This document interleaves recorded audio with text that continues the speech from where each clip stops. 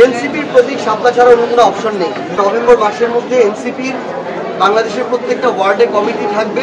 আমরা বিশ্বাস করি যে নির্বাচন এবং জুলাই সনদ পরস্পর মুখোমুখি দাঁড়াবে না, বরং জুলাই সনদের ভিত্তিতে নির্বাচন হবে। নির্বাচন কমিশন তাদের জায়গা থেকে শাপলাকে অন্তর্ভুক্ত করার তালিকায় এই প্রক্রিয়ায় যাচ্ছে। তো যদি এটা হয় তাহলে আমরা তাদেরকে বলবো তারা তাদের প্রতিষ্ঠানের যে সক্রিয়তা বা স্বাধীনতা, সেটার যে অপব্যবহারের আমরা একটা নমুনা দেখতে পাচ্ছিলাম, সেটা থেকে তারা বের হয়ে এসে তারা সঠিক পথের দিকে যাচ্ছে। এরকম যদি হয় আমরা অবশ্যই তাদেরকে আমাদের জায়গা থেকে ধন্যবাদ জানাবো। কিন্তু যেহেতু কোনো আইনগত বাধা নেই, তারপরে যদি এনসিপিকে শাপলা প্রতীক না দেওয়া হয়, আমরা স্পষ্ট করে বলেছি এনসিপির প্রতীক শাপলা ছাড়া অন্য কোনো অপশন নেই। আমরা সাদা শাপলা লাল শাপলা নিয়ে কথা বলেছিলাম, তারা যদি চায় কিছুটা আলাদাভাবে রিপ্রেজেন্ট করতে এ পর্যন্ত। এছাড়া এনসিপি যেহেতু আইনগতভাবে এটা পায়, তাই অন্য কোনো অপশন এনসিপি চিন্তা করছে না। এনসিপি নির্বাচন করবে এবং এই প্রতীক নিয়ে নির্বাচন করবে। শিয়া বাটার ও ভিটামিন ই সমৃদ্ধ লিলি বিউটি সোপ, তারুণ্যময় উজ্জ্বল ত্বকের জন্য। রিমার্ক, আমরা একটা শক্তিশালী রাজনৈতিক দল হিসেবে যদি গড়ে উঠতে চাই, আমাদের সাংগঠনিক ভিত্তি আগে শক্তিশালী করতে হবে।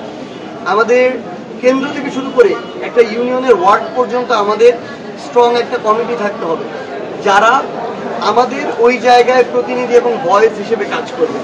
তো সেই জায়গায় আমরা আমাদের সাংগঠনিক ভিত্তিটাকে শক্তিশালী করতে বাংলাদেশের প্রত্যেকটা জেলায় যাওয়া শুরু করেছি। সিলেট বিভাগ শেষ করেছি, রাজশাহী বিভাগ শুরু করলাম আজকে থেকে। আমরা আশা করছি যে নভেম্বর মাসের মধ্যে এনসিপির বাংলাদেশের প্রত্যেকটা ওয়ার্ডে কমিটি থাকবে এবং এর মধ্য দিয়ে সাংগঠনিক যে শক্তিশালী অবস্থান, এটা তৈরি হলে অটোমেটিক বাংলাদেশের যে সামনে যে নির্বাচন, গণতান্ত্রিক প্রক্রিয়া, ওই নির্বাচনে এনসিপি একটা শক্তিশালী ভূমিকায় থাকবে।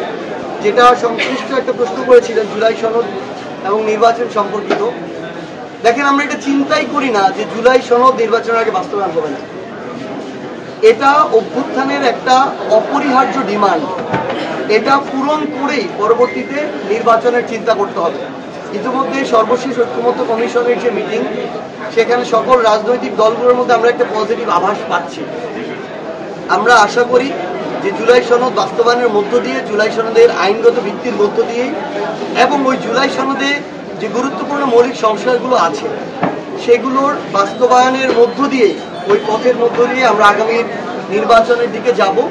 এবং আমরা বিশ্বাস করি যে নির্বাচন এবং জুলাই সনদ পরস্পর মুখোমুখি দাঁড়াবে না, বরং জুলাই সনদের ভিত্তিতে নির্বাচন হবে।